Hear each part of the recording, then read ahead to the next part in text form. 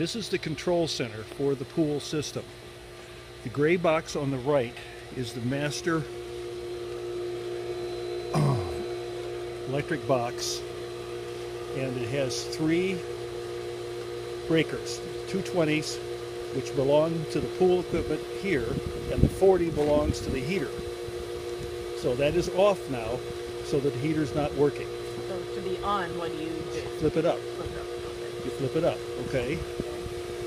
Okay, the pool has to be running for it to take, the pool system has to be running for it to take effect, okay? Or when you say it's running, are you saying that The pump. The pump running. Okay, so I need to be able to hear it and see it? Or how do I know if it's running? You can hear it. And you can see water bubbling here. See water. Okay, so that kind of shows bubbling it's around there. running. Right, it's Okay, running. so it yeah. has to be running before I turn on the heater. Right. Okay. Right. Now this second box is the electrical timing system for the for the pool filtering system, and it has a clock on it. This is the actual time that you have to dial it to.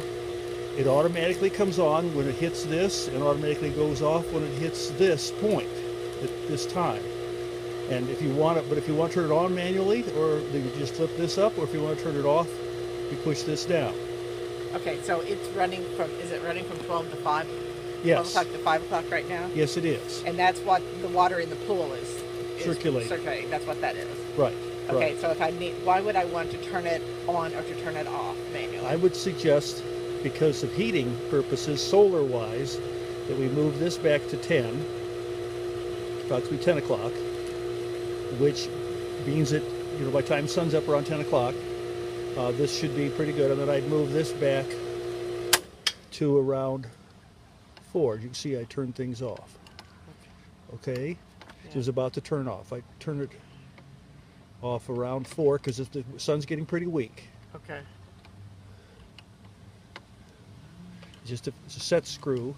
You screw with your hold that while you screw your it? fingers. Okay.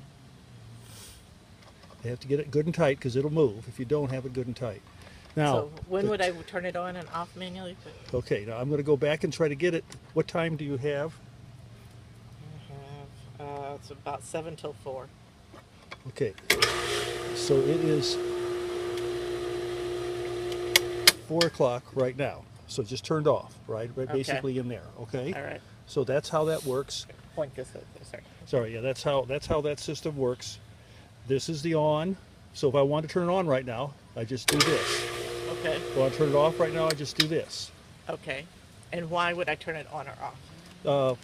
If you wanted to start it for some reason, whatever your purpose is, it just so you know how to turn it on and off. But Okay. basically, this will automatically have it come on at 10 in the morning when the sun's good on the roof, and go off at 4 when it's Okay. pretty much gone. Okay. All right. Okay. But you can adjust that as you feel necessary. As you get to be longer days, I'd move it out to 5. Okay. Right? Move it out to 5 as it gets to be, into next spring, right? This is called the autopilot, and I'm going to turn this on again so we can see it operating a little bit, okay? So this is what does all of this chlorine work for it, right? And basically, it's all automatic. But you do read the information off of it. So it's telling you that the purifier, which is the cell, is running at 70%, which is a high percentage. Anything below 50, I think, is where you want to be thinking about cleaning it, okay? And this is the temperature of the pool. And I don't know what this on is here, okay? But you can select the menu here. And so I've only used this one. This is to test the pool pilot. This tells you how much salt should be above 3,000. I like it in this range. This tells you the temperature. This goes through a cycle. This tells voltage of the cells that it's working. Basically, this is not important, and this tells total amp hours used by the system to date. Okay, and it goes back to the standard situation. So if the salt is below 3,000, do I throw in salt? Salt, you put salt in. Okay. Okay. And so there's a big bag of salt back there that you could use to add to it. Okay. Is that the same? That's not the same thing as shock. Is No, it? no. Shock is a chlorine function Okay. for cleaning the pool.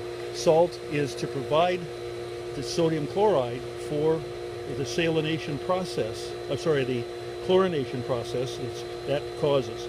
That catalyst breaks sodium chloride down to sodium and chloride, free chloride, that does the same thing as adding chlorine.